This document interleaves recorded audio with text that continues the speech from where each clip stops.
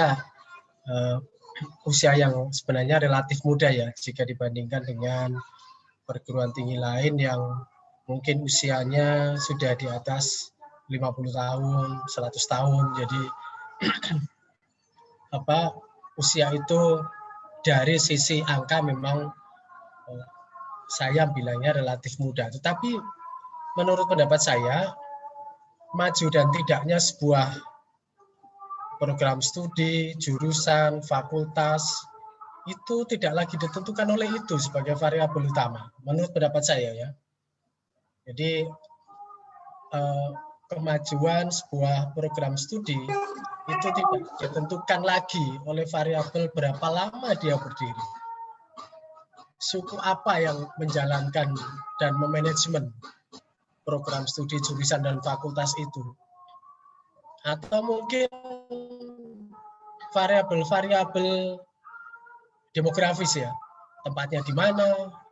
Karena faktanya banyak sekali perguruan tinggi yang relatif muda usia, tetapi dia bisa mengalami progres yang relatif akseleratif, progresif, cepat.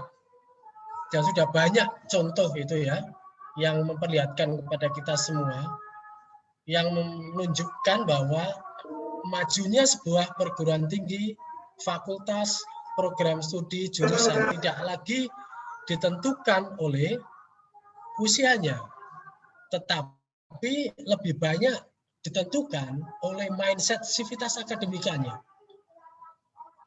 Saya tidak mau menyebut merek perguruan tinggi, tapi ada yang baru berusia 10 tahun, bahkan ada juga yang berusia baru 5 tahun, tetapi progresnya luar biasa. Dan mereka bisa mensejajarkan diri dengan perguruan tinggi yang mungkin dianggap lebih lama berdiri, lebih puluhan tahun berdiri, sehingga saya punya asumsi bahwa itu tidak lagi menjadi hal penting. Yang penting adalah pola perubahan mindset dari mindset dari pengelolanya, manajemennya, sivitas akademikanya, dan FISIP tentu menyadari betul soal itu, bahwa hanya dengan mindset power yang kuat, bahwa dengan perubahan pola pikir yang visioner, maka waktu itu nanti akan sekadar menjadi pelengkap saja, variabel tambahan saja. Jadi variabel pokoknya bukan itu. Variabel pokoknya adalah mindset dari sivitas akademika. Siapa saja itu? Pengelolanya, manajemennya, dosennya, karyawannya, mahasiswanya, alumninya. Itu kalau bisa kolaboratif, bisa sinergis, saya percaya bahwa tidak butuh waktu lama, apapun nama perguruan tinggi itu akan bisa progresif. Itu Mbak, jawaban saya yang pertama. Jadi saya berpikir bahwa mau 13 tahun, mau 10 tahun, mau 5 tahun, mau 20 tahun, mau 50 tahun, kalau tidak ada perubahan yang signifikan terkait dengan mindset pengelolaan, terkait dengan power mindset sivitas akademika, maka tentu akan menjadi biasa-biasa saja. Dan FISIP UTM memilih untuk tidak biasa-biasa saja. Ingin memilih akseleratif, ingin memilih progresif.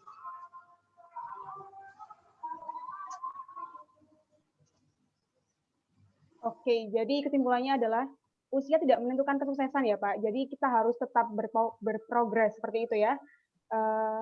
Dalam tanda kutip ya, saya mungkin kalau mau jujur,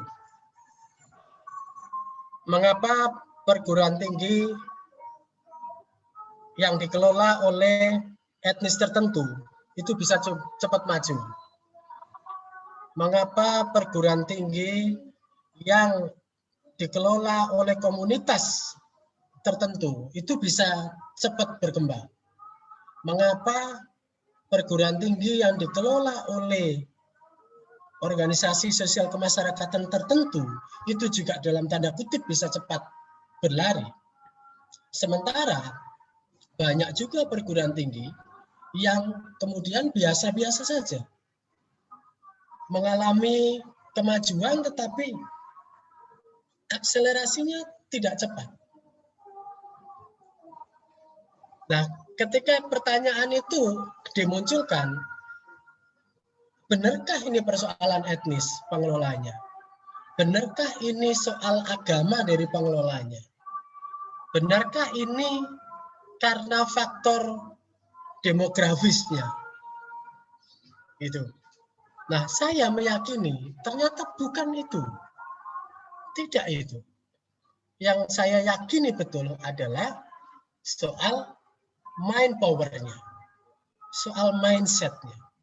Kalau kemudian sivitas akademika itu berpikiran progresif, akseleratif, dia bisa mengikuti perubahan lingkungan dengan baik, adaptif, lalu memanfaatkan perubahan-perubahan itu untuk nilai tambah dan daya saing, itu yang kemudian akan menentukan kemajuan dari sebuah program studi, kemajuan dari sebuah fakultas, dan kemajuan dari sebuah universitas. Saya boleh berbagi poin ya untuk supaya kemudian teman-teman mahasiswa, sejawat, dan semua yang bisa join dan hadir pada kesempatan sore hari ini bisa menangkap secara utuh apa yang saya pikirkan. Bisa ya? Baik Pak, silakan untuk share screen.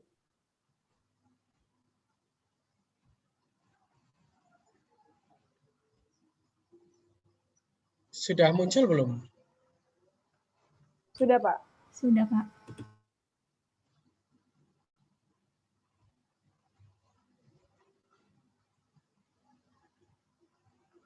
Nah.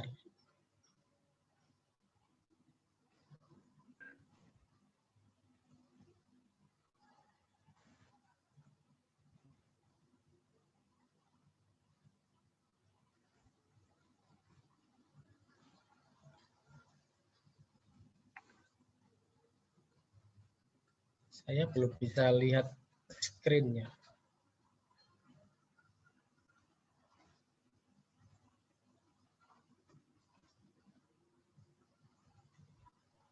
Di sini sudah muncul, Pak.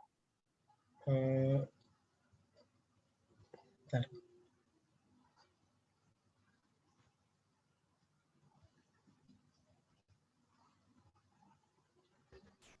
Bentar ya.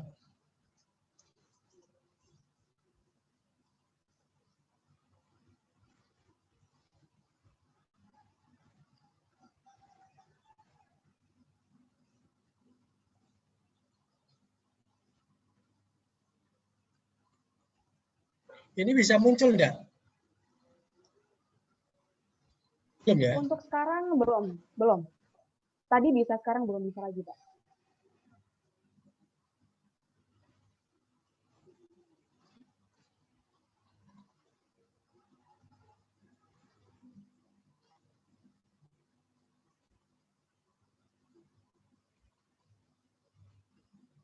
Bisa muncul enggak sekarang? Sudah Pak, muncul. Muncul ya? Oke, supaya teman-teman bisa menangkap secara komprehensif apa yang saya pikirkan, apa yang kami lakukan, saya berbagi PPT dulu ya. Sebelumnya saya menyampaikan selamat datang juga kepada para mahasiswa baru FISIP UTM, selamat datang di kampus Make It Happen, gitu ya. Biasanya kita menyebutnya sebagai sebuah tagline untuk menyemangati kita semuanya. Selamat datang di pertemuan virtual kali ini. Yang saya muliakan, saya hormati juga para sejawat pimpinan yang berkenan hadir. Ada Alili tadi saya lihat, ada sejawat-sejawat yang lain, mohon izin tidak bisa satu persatu. Kira-kira seperti apakah FISIP UTM dalam perjalanannya 13 tahun, lebih 3 tahun di bawah kepemimpinan Pak Prof. izinkan pada kesempatan kali ini saya juga menyampaikan selamat Disnatalis ke-20 kepada Universitas Trunojoyo Madura dan Disnatalis yang ke-13 kepada Fakultas FISIP, Make It Happen UTM. Kalau teman-teman mahasiswa, Bapak Ibu, dan audiens yang hadir pada kesempatan siang hari ini berkesempatan untuk masuk di websitenya FISIP UTM, di sana ada tulisan saya tentang refleksi 13 tahun FISIP, ya, yang saya beri judul Quo Vadis FISIP UTM. Ternyata tidak janjian sama dengan apa yang akan kita perbincangkan siang hari ini.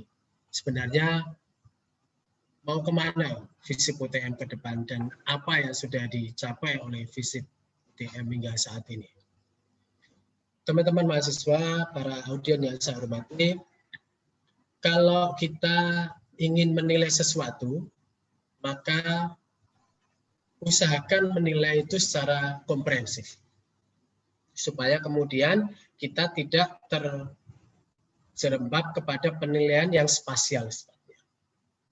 Jadi orang ya sering menjadi ilustrasi ya. Orang menilai gajah itu katanya kecil, panjang, ya seperti pipa karena yang dipegang buntutnya. Orang menilai gajah itu seperti tembok itu karena yang dipegang badannya. Atau mungkin ada yang bilang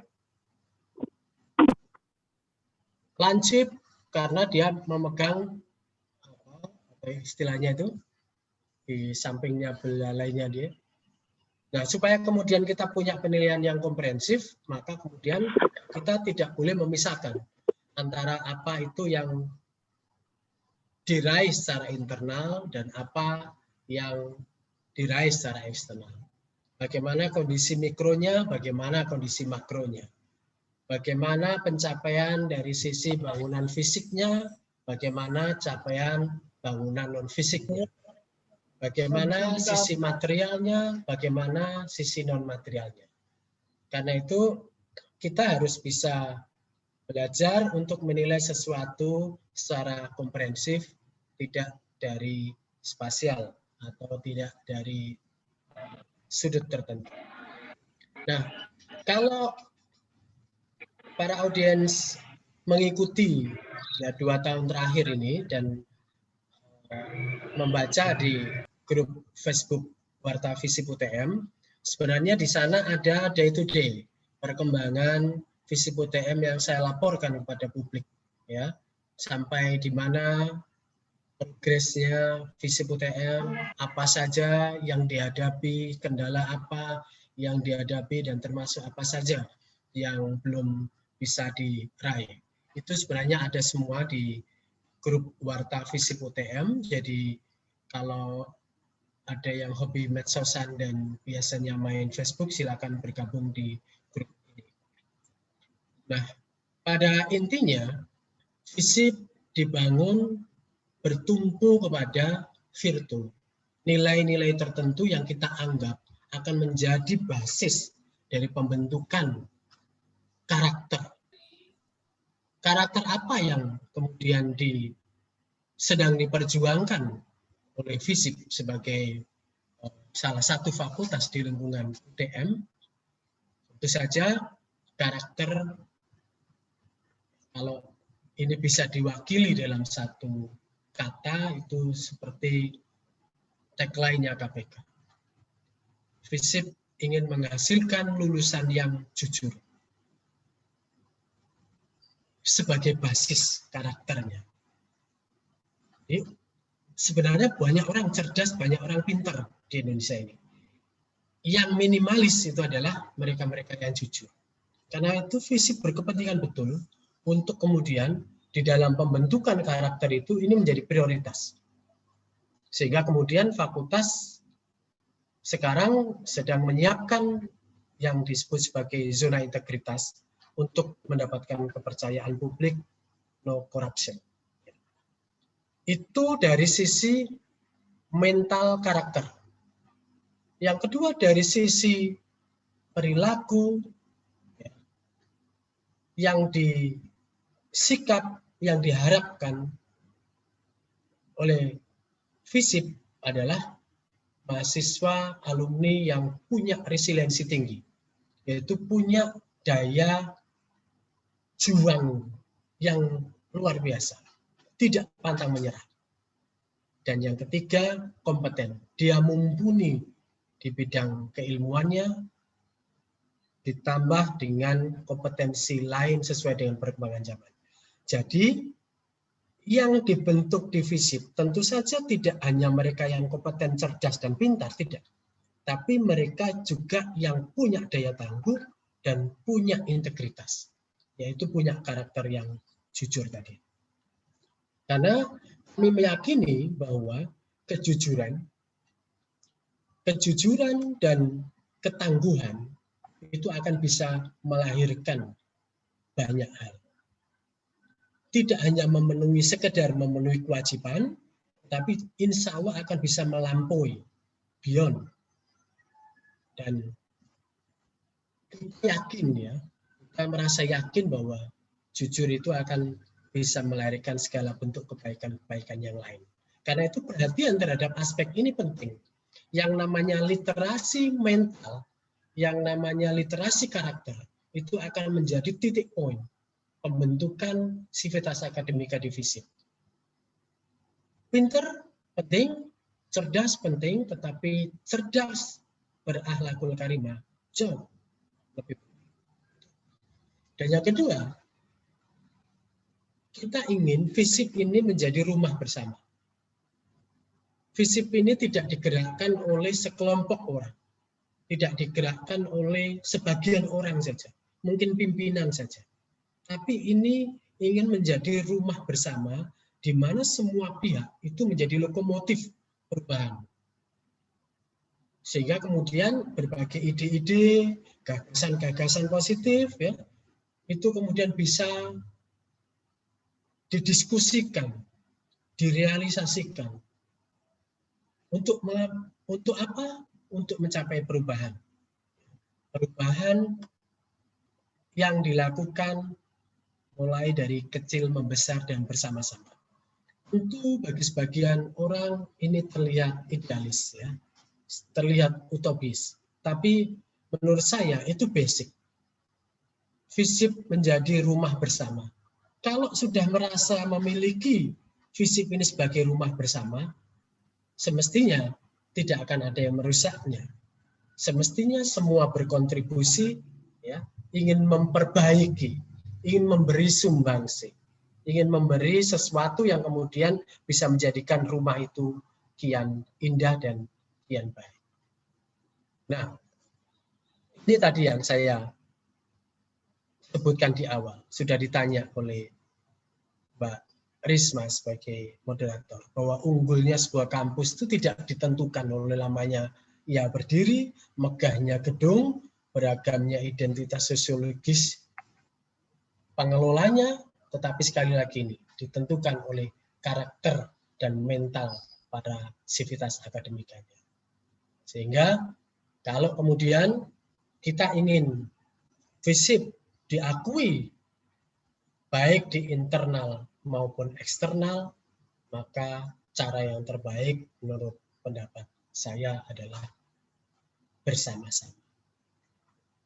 Berproses bersama-sama. Dalam bahasa yang agak mungkin melo gitu membersamai kegiatan ini secara bersama-sama. Saling menguatkan. Jadi maju bersama, bergerak bersama. Nah, saya mulai dulu dari internalnya. Bagaimana FISIP bergerak. Memperbaiki sesuatu dari dalam. Begin at home. Apa yang dilakukan dalam posisi seperti itu? Yang pertama tentu konsolidasi. Menyamakan visi dulu. Apakah semua sudah merasa bahwa FISIP ini sebagai rumahnya. Apakah FISIP ini nyaman bagi semua pihak untuk berproses di sana? Bagi mahasiswanya, bagi karyawannya, bagi dosennya, bagi pimpinannya, bagi alumninya. Adakah sumbangsi, kontribusi, kenyamanan itu bagi semua pihak? Maka kemudian konsolidasi ini penting. Saya cukup lama ya untuk men-sharing gagasan tentang rumah bersama ini, hampir 2 tahun lebih, ingin kemudian semua merasa menjadi penggerak. Baru kemudian nanti ada tahapan berikutnya soal diseminasi dan membersamai.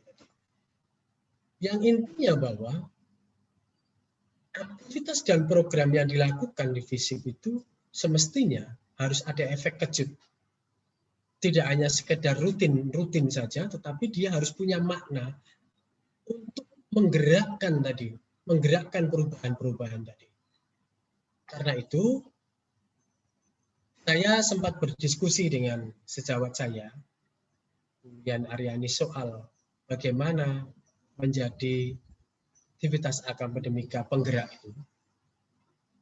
Yang berintinya adalah semua harus menjadi lokomotif perubahan. Jadi tidak ada satupun orang yang dianggap tidak penting di FISIP. Pada saat saya pertama kali menjabat sebagai dekan, waktu itu ada inspiring people FISIP. Tidak hanya dosen yang dikasih penghargaan, tapi juga ada karyawan, bahkan ada karyawan yang mungkin paling bawah mendapat penghargaan. Kebetulan cleaning service. Jadi cleaning service di FISIP UTM sama juga kedudukannya dengan dosen, dengan guru besar, ya, yang sama-sama dihargai dari idenya. Apakah idenya itu bisa membawa perubahan dan kebaikan, sehingga kemudian semua bergerak untuk memberi kontribusi. Jadi ide-ide itu dinilai tidak dari mana dia berasal, tapi lebih banyak dihargai dari apakah bisa direalisasikan, apakah bisa diwujudkan, dan apakah bisa memberi perubahan secara signifikan untuk kemajuan FISIP. Yang pada intinya sebenarnya FISIP tidak hanya ingin menjadi menara gading dan menara air, tapi juga ingin bermanfaat bagi. Nah, ini yang terbaru guna meningkatkan ya performance dosen. Akan ada yang namanya Best Lecture Performance Award. Jadi akan kita pilih dosen-dosen yang mengajarnya, PBM-nya, proses belajar mengajarnya diberi apresiasi oleh Sivitas Akademika. Dan nanti semua dosen di FISIP akan punya raport tentang PBM-nya. Ini bagian dari cara untuk meningkatkan internal tadi. Kalau kemudian saya ditanya, sebenarnya prestasi secara kuantitatif seperti apa? Mungkin saya jelaskan secara kualitatif saja ya. Bahwa bidang akademik saya merasa masih standar saja. Jadi dalam bahasa yang agak lugas mungkin biasa-biasa saja. Bidang pengelolaan SDM dan prasarana progresnya cukup signifikan pendapat saya. Bidang 3 kemahasiswaan saya kira juga ada progres, dan bidang 4 alumni ini yang kemudian juga menjadi problem, belum optimal. Tentu semua itu menjadi pelecut, menjadi tantangan. Saya percaya bahwa tidak ada manajemen yang sempurna, semua sedang berusaha. Untuk fasilitas, Bapak Ibu, kalau kemudian mahasiswa baru nanti berkesempatan hadir di FISIP, kita sekarang sudah punya namanya Multimedia Center. Ini kita ikhtiarkan jauh sebelum corona datang ya. Jadi sebelum corona datang, pimpinan merasa bahwa betapa pentingnya yang namanya multimedia.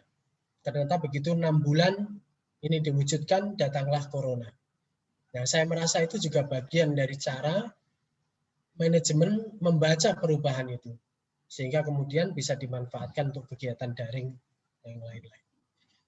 Lalu kita juga sekarang punya aula ya, ruang serbaguna di lantai 2 di sampingnya multimedia tadi itu, nanti bisa dipakai untuk kegiatan tiap-tiap prodi, karena itu bisa di-skat tiap prodi dan bisa dibuka untuk kegiatan level fakultas.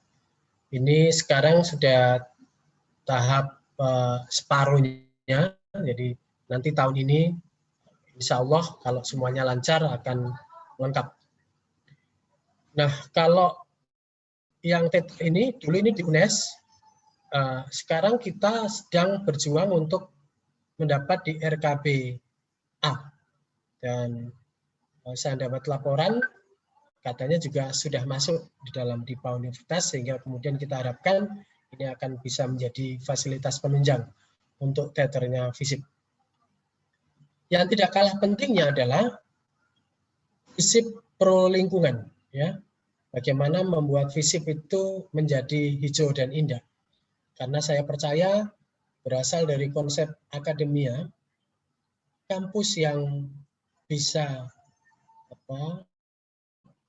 menciptakan landscape taman yang indah biasanya akan mempengaruhi produktivitas sivitas akademika untuk menghasilkan ide-ide dan karya-karya ilmiah yang kadang-kadang tidak diupayakan sebelumnya. Karena itu sekarang perkembangannya masih belum signifikan menurut saya. Bantuan-bantuan dari yudisiawan yang selama ini kita andalkan untuk dapat pohon-pohon itu dan belum belum rindang, belum hijau, jadi masih baru tumbuh. Gitu. Yang berikutnya, mimpi FISIP untuk berbasis ICT, Information Communication Technology ini masih belum tercapai, masih diikhtiarkan, tetapi saya belum berani berjanji akan bisa mewujudkan kapan, tetapi ikhtiar ke sana sedang kita komunikasikan ya, baik dengan universitas khususnya, karena untuk mendapat dukungan pendanaan. Kalau ingin tahu secara komprehensif lengkap, bisa membaca buku Secercah-cerah FISIP UTM ya, Society 5.0. Itu adalah kumpulan ide-ide dari para pimpinan di FISIP setelah 3 tahun terakhir ini untuk menempatkan FISIP pada tahapan apa. Itu bisa diakses di websitenya FISIP, bisa dibaca. Yang pada intinya adalah kita ingin membaca masa depan itu lebih presisi. Sehingga kemudian publikasi di FISIP itu dicoba di-online-kan. Ya, bisa dikonsumsi, diakses oleh publik secara free.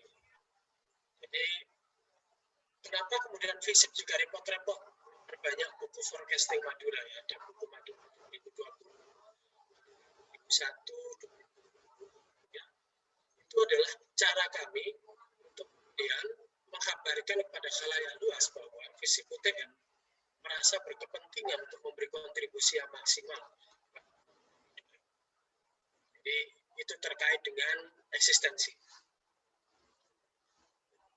Lalu kita juga terus mendorong agar kemudian sivitas akademika itu tidak hanya akan menjadi jago kandang, tapi juga kita dorong untuk portofolio publiknya meningkat. Apakah menjadi narasumber di seminar nasional, internasional, di televisi, radio, bahkan di berbagai media. Yang intinya itu adalah bagian dari portofolio publik untuk mengenalkan sivitas akademika, mahasiswa, dosen, karyawan, dan semuanya, alumninya, untuk kian dikenal. Ini dosen mana? Ini mahasiswa mana? Pada intinya itu. tidak ketinggalan juga, kami juga berkepentingan untuk terus mengkabarkan kepada khalayak luas tentang Madura. Sehingga kemudian FISIP berada di garda depan untuk ikut kampanye tentang Madura baik dan Madura Serambi Madinah. Ada beberapa yang masih penting untuk saya sampaikan, yang ini tentu harus diikhtiarkan oleh siapapun yang akan memanajemen FISIP ke depan. Modern classroom ini bagian dari yang sedang kita perjuangkan. Di berbagai rapat kerja sudah saya sampaikan supaya kemudian bisa ditangkap oleh para ketua program studi. Ya. Lalu virtual classroom yang menjadi kebutuhan dari era sekarang ini. Dan tentu legasi-legasi yang lain yang sifatnya tidak hanya fisik material, tapi juga yang tidak terlihat. Ini kita juga belum, branding juga belum maksimal, dan saya merasa berkepentingan untuk kemudian menyampaikan kepada semua pihak bahwa kekuatan semangat muda terbarukan itu biasanya akan punya surplus dan harus dimaksimalkan oleh FISIP jika FISIP ingin mencapai kemajuan yang lebih progresif. Saya kira itu beberapa hal yang ingin saya komunikasikan dengan semuanya, mahasiswa, BEM, masa baru, para sejawat dosen, para pimpinan, dan alumni yang sempat hadir pada kesempatan siang hari ini. Saya mengakui dengan jujur masih banyak yang belum bisa diraih. Masih banyak agenda-agenda yang perlu untuk terus dikolaborasikan dengan berbagai pihak. Tapi kami juga berharap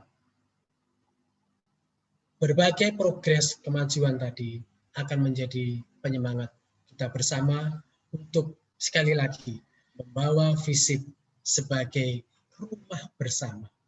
FISIP sebagai rumah bersama yang nyaman untuk menghasilkan karya-karya terbaik, baik di level regional, nasional maupun internasional.